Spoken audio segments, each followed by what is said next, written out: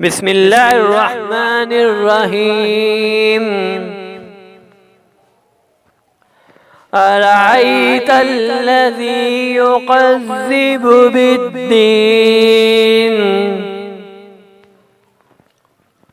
فذلك الذي يدعو اليتيم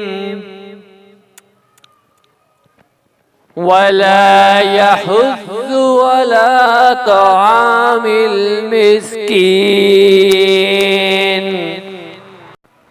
فويل للمصلين